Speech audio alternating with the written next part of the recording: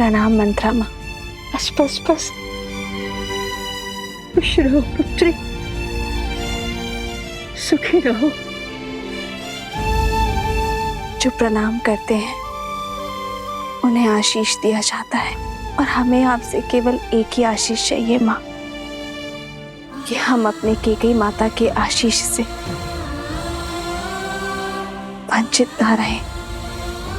कैकेयी माता को ग्लानि के भंवर से निकालकर हमारे सामने ले आइए माता। उनके संताप का अंत केवल आप ही कर सकती हैं, क्योंकि जब तक वो बाहर आकर हमारा गृह प्रवेश नहीं करेंगी, हम भीतर नहीं आएंगे। सीते, मैंने कैकेयी के मन में जो रामधुन रूपी अमृत को विष में बदल दिया है, उसे कैकेयी को अपने प्रिय पुत्र को वनवास भेजने के लिए विवश किया। सीते, अब मैं ही कैकेयी की ग्लानि के विष को राम मिलन के अमृत में बदलूंगी। सीते, अब मंत्रा ही जाकर उसका द्वार खोलेगी। हाँ,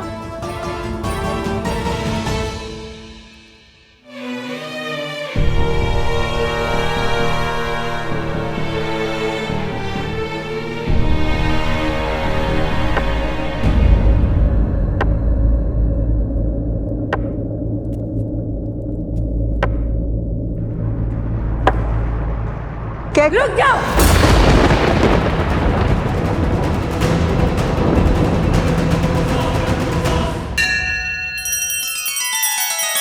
श्री रामचंद्र कृपालु भजु मन हरण भव भय दारुणम। नव कंज लोचन कंज मुख कर कंज पद कंजारुणम।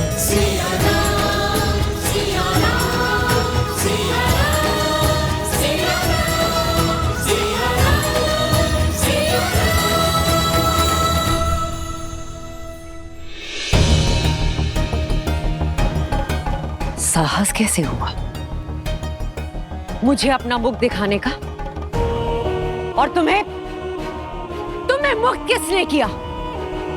मेरी मति भ्रष्ट कर मुझसे इतना बड़ा अपराध कराकर अयोध्या का शीश झुकाकर तुम मेरे समक्ष शीश उठाकर खड़ी कैसे हो? कैसे खड़ी हूं? ये प्रश्न तब नहीं पूछा जब तुम्हारे बचपन से अपना घर, अपना परिवार, अपना संसार छोड़कर दिन रात केवल तुम्हें संभालने के लिए खड़ी हुई थी। कितनी अभागन हूं मैं, जिसे अपनी संतान की भांति पाला, वही मुझे अपराधन मानती है, जिसे प्रेम की छांव में रखना चाहा, उसी के क्रोध का पात्र हूं मैं। कैकेयी, क्या भूल थी मेरी? ना मैं अयोध्या की पुत्री, ना बहू। कैकेयी से आई, किंतु तुम्हारी भांति अयोध्या की ना बन पाई। यही भूल थी ना मेरी। अपने राष्ट्र का प्रभाव, उसका मान बढ़ाना चाहा, उसकी शक्ति बढ़ानी चाहिए। यही थी मेरी भूल। ये सब केवल तुम्हारे लिए किया कैकेयी, केवल कैकेयी राज के लिए किया। परंतु इस राष्ट्र प्रेम का परिणाम क्या मिला? 14 वर्ष का कारावास। भरत को गए हुए कुछ क्षण भी नहीं हुए थे कि महाराज ने राम को युवराज घोषित कर दिया। ऐसा कुछ करो कि महाराज स्वयं तुम्हारे पास आए। अयोध्या के सिंहासन पर अब राम नहीं, भरत बैठेगा। भरत बैठेगा। राम के लिए 14 वर्ष का वनवास। कुछ नहीं सुनना है मुझे, कुछ नहीं सुनना है। चली जाओ यहाँ से। हाँ कैकेयी, चली जाऊंगी अयोध्या से, किंतु एक चिंता साथ लेकर जाऊंगी। कि मेरी पुत्री कैकेयी का क्या होगा।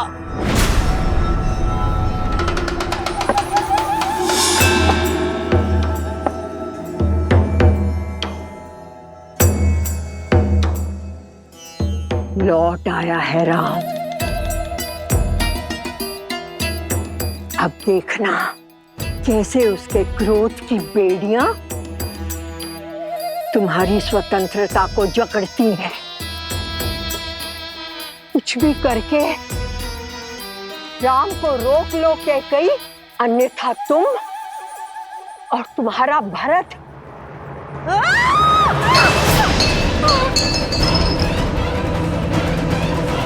जिस पुत्र मोह और जिस संबंध के कारण तुमने मेरी स्वर्ग जैसी अयोध्या को नर्क बना दिया,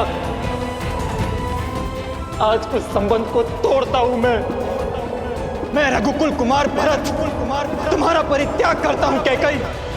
पत्थर पर भी वर्षों तक जल पड़े तो उसका आकार बदल जाता है, किंतु तुम इतने वर्षों में भी तुम्हारे भीतर का विष कम नहीं हुआ।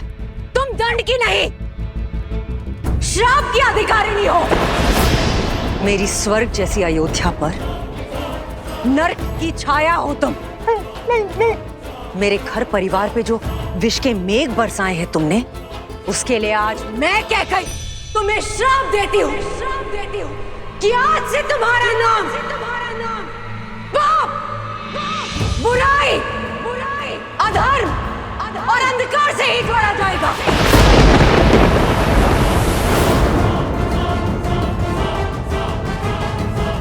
सुख की सूचक तुम कभी नहीं बन पाओगे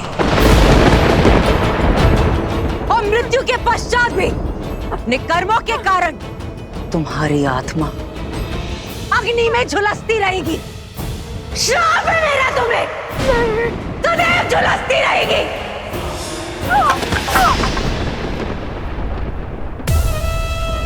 दासी हूं ना, जो स्वामी दे सर माथे पर। जाते जाते भी कैकेयी केवल तुम्हारे हित के बारे में सोचूंगी। तुम्हारा लाभ ही मेरे जीवन का उद्देश्य है। मेरी बात समझो, राम के स्वागत के लिए मत जाना, क्योंकि अगर तुम उसकी आरती नहीं उतारोगी तो वो अयोध्या में प्रवेश नहीं करेगा। उसे राजा मत बनने दो कैकेयी, क्योंकि यदि वो सिंहासन पर बैठा तो तुम्हारा अंत निश्चित है। केवल तुम ही हो जो राम के उज्जवल भविष्य को अंधकार में डाल सकती हो। केवल तुम ही उसे अयोध्या का नरेश बनने से रोक सकती हो कैकेयी। मत जाना, मत जाना। और कितने पाप कराओगी मंथरा? खेद है मुझे कि मैंने कभी तुम्हें अपनी माता माना था।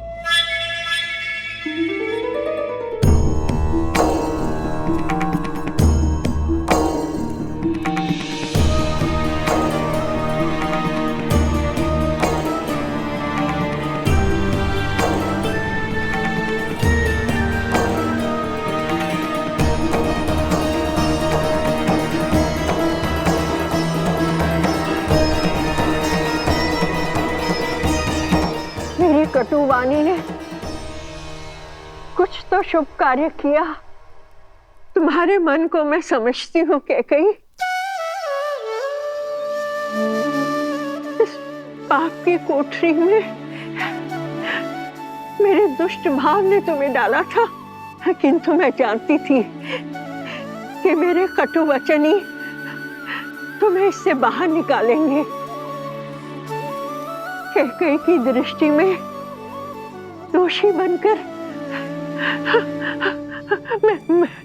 मैंने राम काज पूर्ण कर दिया। हे प्रभु,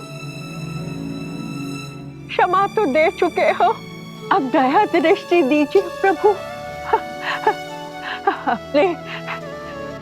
अपने चरणों में शरण दीजिए। प्रभु, अपने चरणों में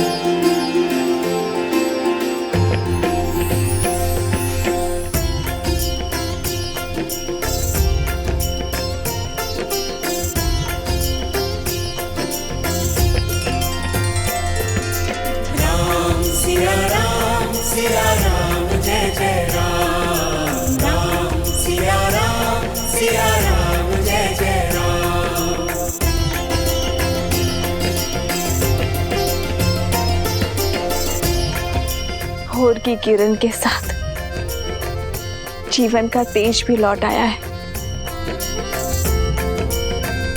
कैकेयी माता आ गई है आर्य।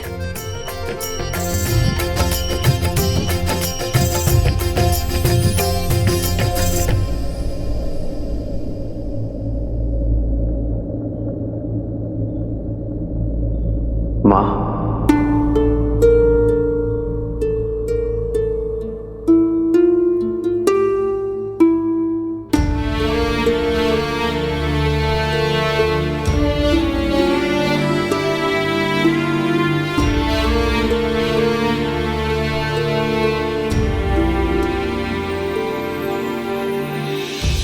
ग्लानि के आंसू है गंगा जल, कह के प्रभु करते अभिनंदन।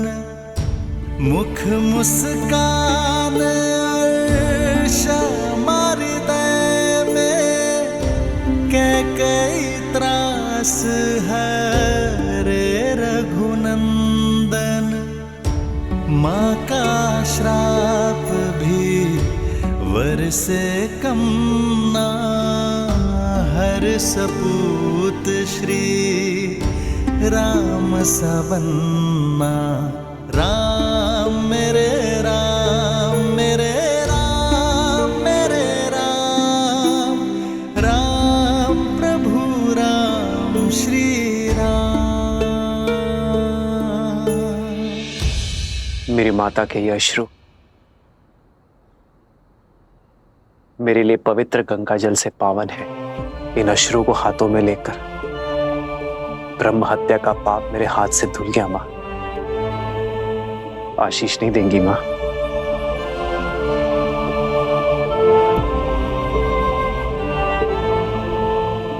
आयुष्मान भव।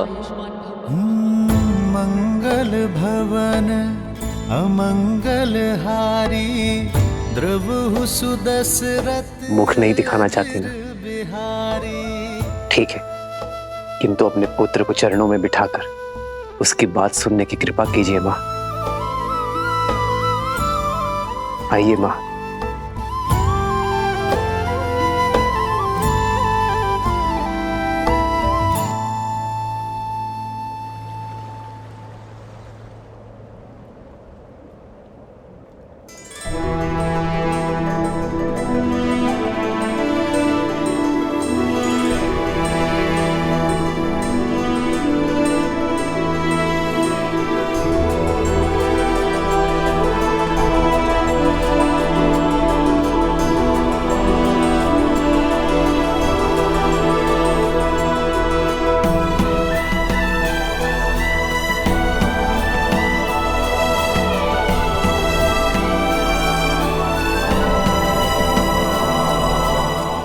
बैठिए माँ।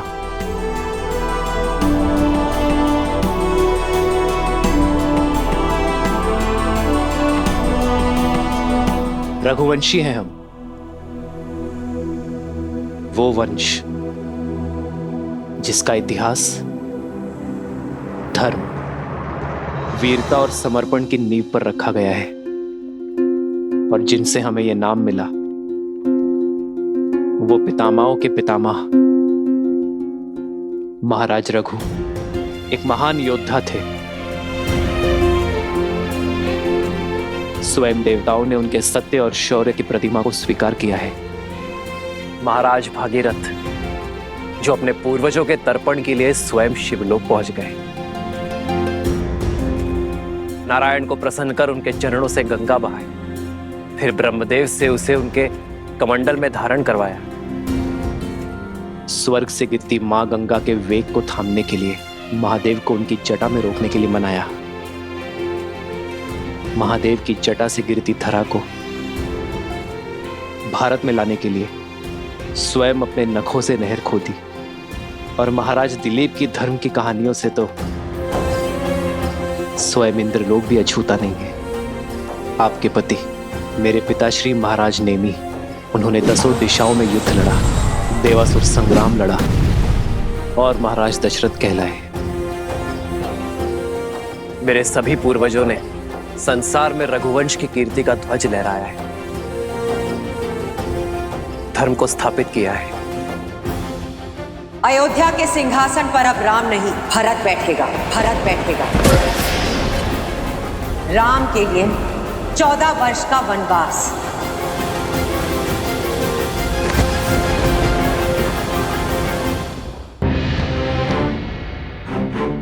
पर सोचिए मां, इतने प्रतापी योद्धाओं में से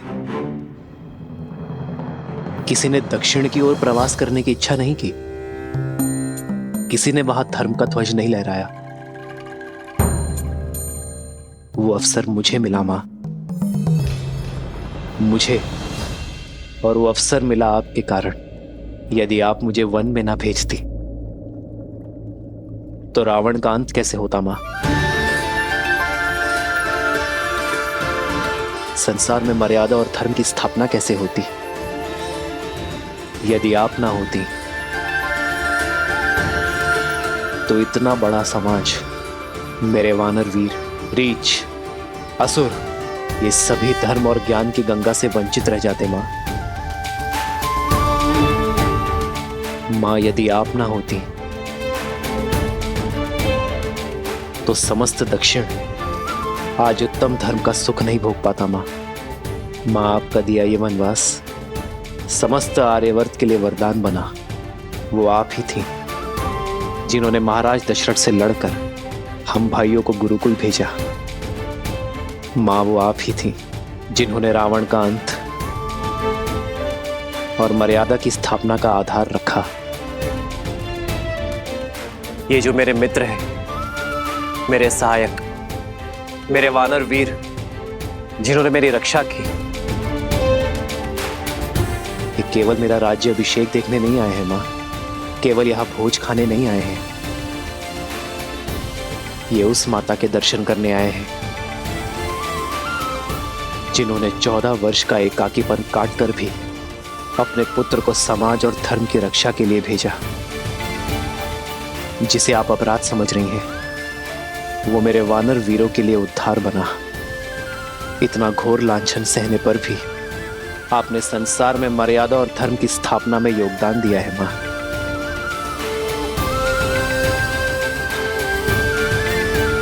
क्या आप इन्हें निराश करेंगी मां?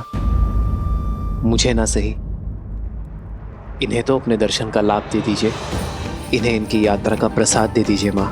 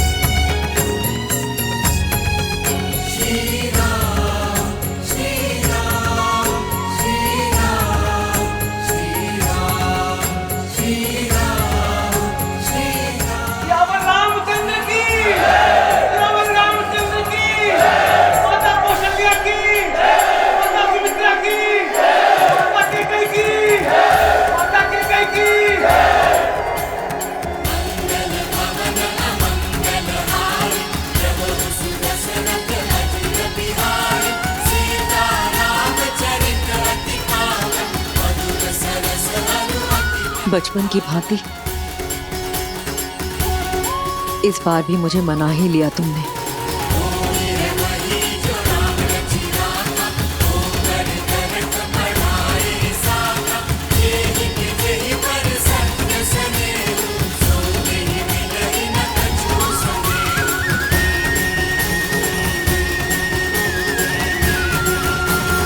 कराए दक्षिण का उद्धार, किंतु अब मेरे राम को राजा बनना होगा। अयोध्या को, अपनी प्रजा को आगे ले जाना होगा। अपने वंश को आगे बढ़ाना होगा राम। इस राज्य का उद्धार करना होगा। सियावर रामचंद्र की, सियावर रामचंद्र की, सियावर रामचंद्र की।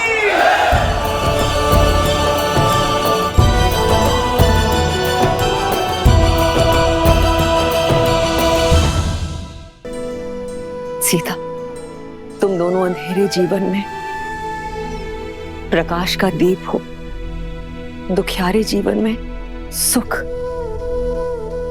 और प्रीत हो। पुत्र की विजय पर माता का मुख उत्साह से दमकता है।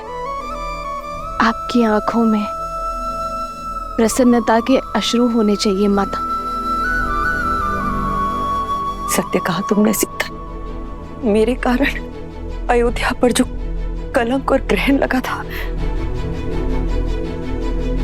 आज अयोध्या उससे मुक्त हुई है।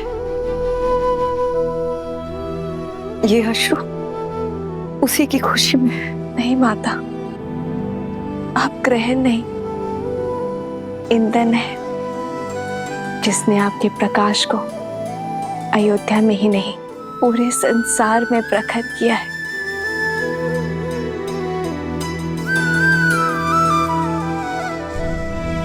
भरत भैया, सबके मन हल्के हो गए हैं। अब आप भी अपने मन का भार उतार दीजिए। नियति के लेख का दंश माता को मत दीजिए भैया। क्षमा कर दीजिए उन्हें।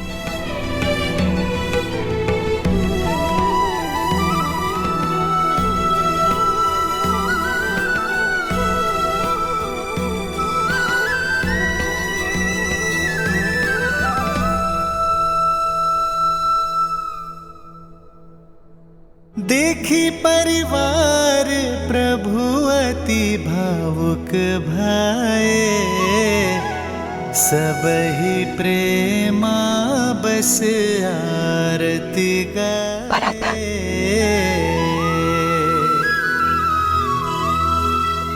आगे सिया रामा सुख पाए, मनहु मोह माया मिटाए।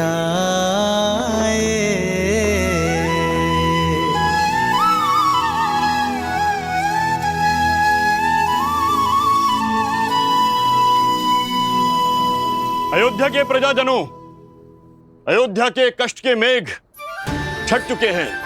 शीघ्र ही रघुकुल के दीपांकर महर्षि दशरथ जी के ज्येष्ठ पुत्र श्री रामचंद्र जी का राज्याभिषेक होगा। राज सिंहासन पर विराजमान होने की उत्तम तिथि एवं मुहूर्त शीघ्र घोषित होंगे और आप सब लोग उसमें आमंत्रित होंगे। श्री रामचंद्र जी के राज्याभिषेक की तैयारियों में जुट जाइए। सियावर रामचंद्र की, सियावर रामचंद्र की। रघुपति रामचंद्र की, रघुपति रामचंद्र की। माता सीता की, माता सीता की। श्री रामचंद्र कृपालु भजु मन हरण भव भय दारुणम। नव कंज लोचन कंज मुख कर कंज पद कंजारुणम। सिया राम, सिया राम, सिया राम, सिया राम, सिया राम, सिया राम।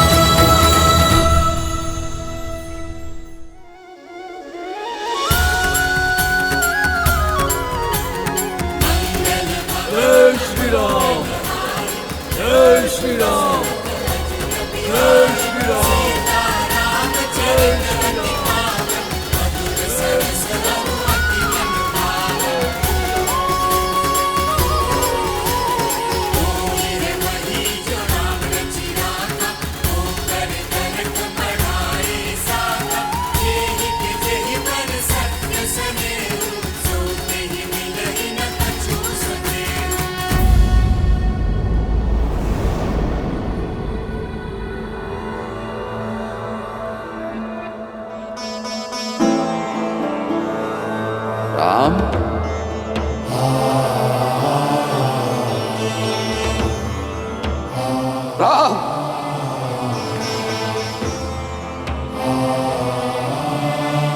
भरत आपके लिए कुछ भेंट लाया पिताश्री। मेरे पुत्र में इतनी अद्भुत प्रतिभा है, आशा करता हूं बाण भी उतने ही वेग से चलाते होंगे।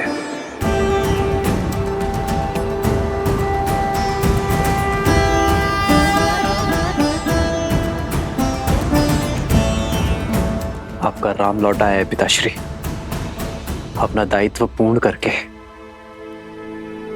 किंतु आज आपके सामने रावण का वध करने वाला योद्धा नहीं खड़ा है, अपने पिता की आज्ञा का पालन कर लौटा पुत्र खड़ा है।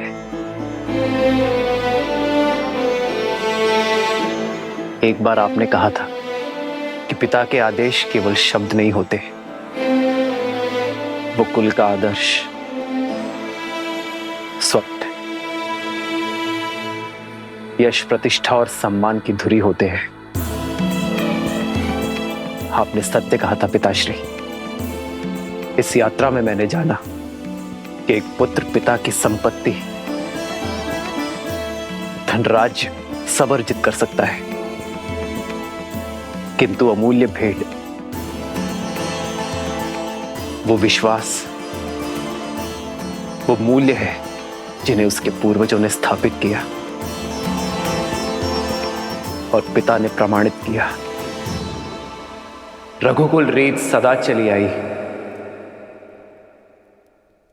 प्राण जाए पर वचन न चाहिए। ओ रघुकुल रीत सदा चली आई, प्राण जाए पर वचन न जाई।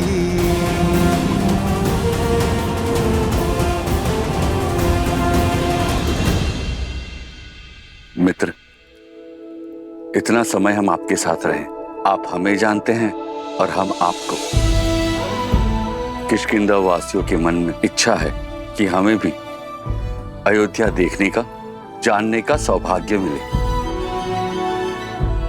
हाँ प्रभु, हम सबने अयोध्या के बारे में बहुत सुना है और अब प्रभु जानना चाहते हैं। अवश्य हनुमान, कुछ क्षण आप सभी विश्राम कर लीजिए, मैं स्वयं आप दोनों को अयोध्या भ्रमण के लिए ले जाऊंगा।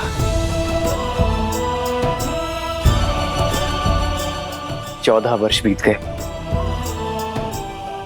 मैंने अपने राज्य का भ्रमण, अपने अयोध्या के दर्शन नहीं किए। महर्षि मुग्दल के स्वागत के साथ अयोध्या भ्रमण भी हो जाएगा। दीदी,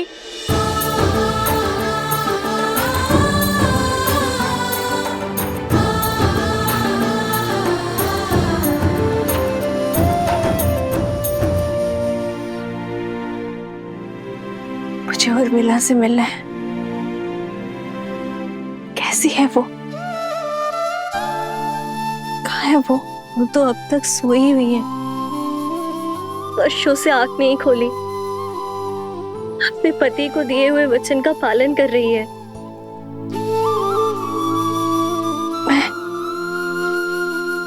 मैं देखना चाहती हूँ उसे, अभी इसी क्षण। मुझे ले चलो उसके पास। हाँ। रुक जाओ सीते,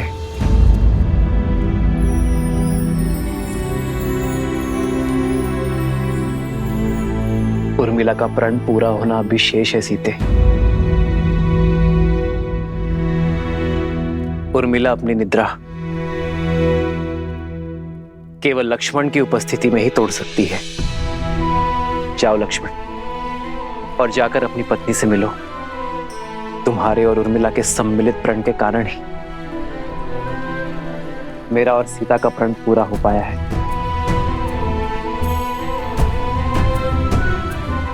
उर्मिला ने महल में रहकर इस घोर निद्रा का दंश भोगा है, किंतु अब सेवा और संकट का समय समाप्त हुआ मेरे भाई। अब तुम्हारा प्रथम कर्तव्य अपनी गृहस्थी संभालना है। ये शुभता पूर्वजों के गति के कारण आई है। जाओ लक्ष्मण, और उर्मिला को निद्रा से जगाओ।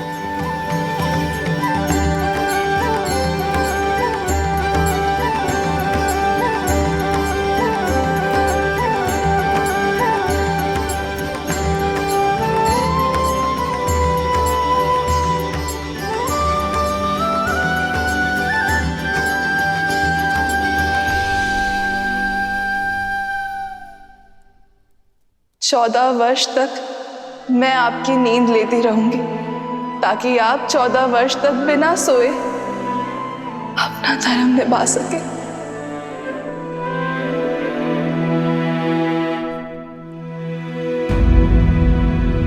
किंतु जो इतने वर्षों से नहीं जागी हैं, वो अभी जागेंगे क्या?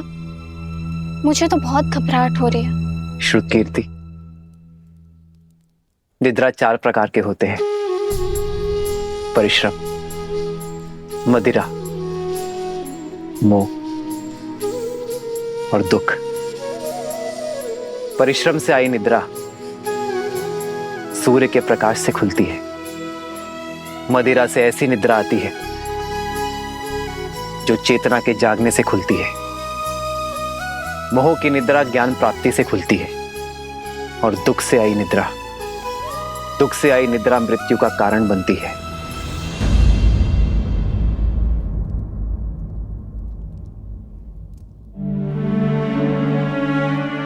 मैं जहां पर भी रहूं आर्य, मेरा मन सदैव आपके पास ही रहेगा। मेरी केवल एक ही इच्छा है आर्य, कि मैं जब भी अपनी आंखें खोलूं केवल आपको देखूं।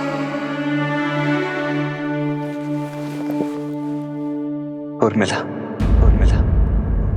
कैसी अभागन हूं मैं। मेरे लक्ष्मण और उर्मिला मेरे कर्मों का भुगतान कर रहे हैं। नहीं मां, उर्मिला की निद्रा कोई श्राप नहीं है। ये तो उसका तप है, प्रेम की शक्ति है। उर्मिला केवल अपनी निद्रा ही नहीं, लक्ष्मण की निद्रा भी ले रही है। ये तो निद्रा देवी का आशीर्वाद है लक्ष्मण और उर्मिला दोनों को।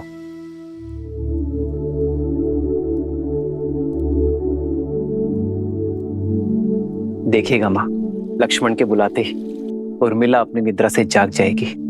उठो उर्मिला, आंखें खोलो, देखो, मैं आया हूं।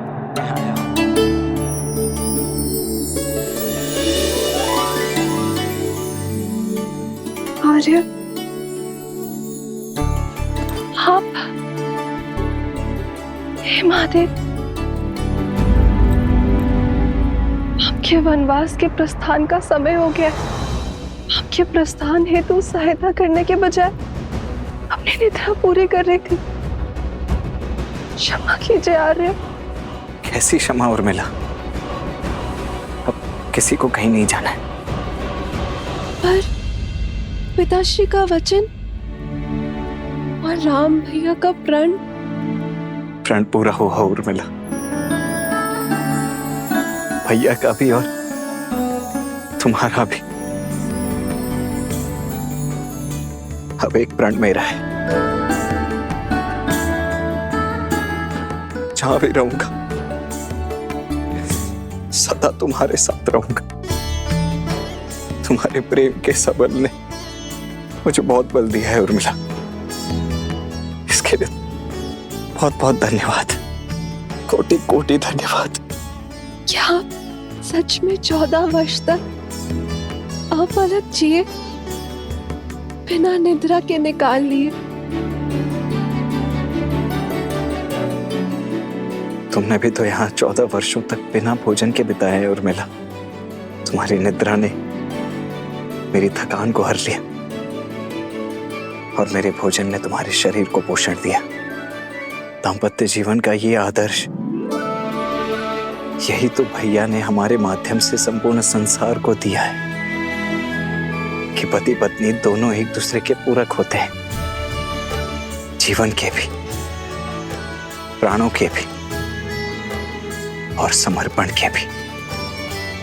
और तुम्हारे समर्पण का तो कोई मूल्य ही नहीं है उर्मिला।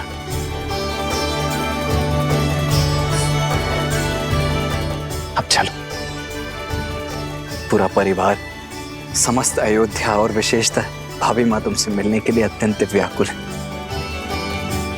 मैं भी आ रही हूँ। आओ। दीदी,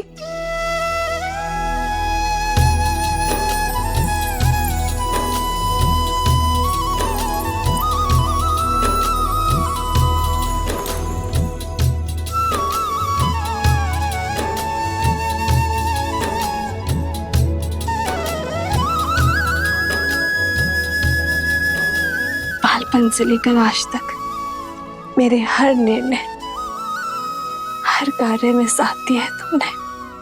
और आप मेरे और मेरे पति के लिए, इस रघुवंश के लिए लक्ष्मण भैया को हमारे साथ भेजा। एकांत का दंश भी झेल लिया तुमने।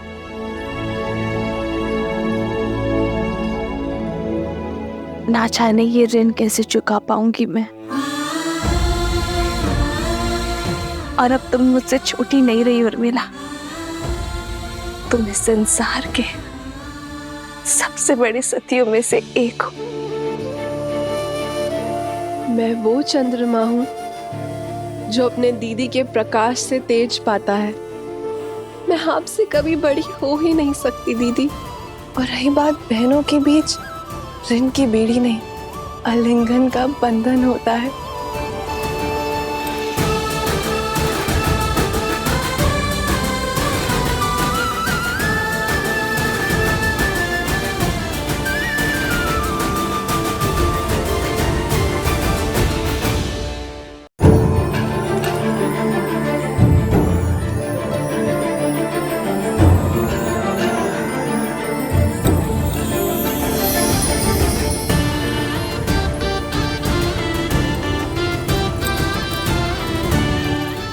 बहुत प्यारा लग रहा है। ये कैसा है दीदी? अरे तुम सब यूं ही अब तक बातें कर रही हो। ऋषि मुद्गल के स्वागत की तैयारियां करनी है, वो आते ही होंगे। जी माता, वर्षों बाद बहनों से मिली तो कुछ स्मरण नहीं आया। मैं समझ सकती, जो पीड़ा तुम सबने भोगी है वो मेरे कारण ही तो है। नहीं माता, जितना कष्ट हमने सहा उससे कहीं अधिक आपने सहा, और शारीरिक कष्ट से कहीं अधिक मानसिक कष्ट होता है माता।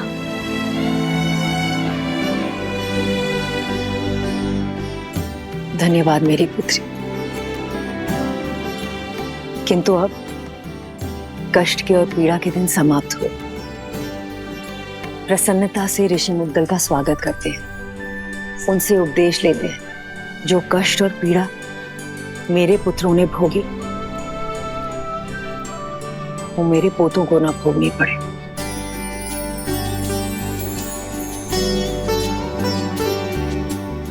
और अब तो केवल इसी समाचार की प्रतीक्षा है कि कब मुझे ये बताया जाए कि मैं मां से दादी बनने वाली।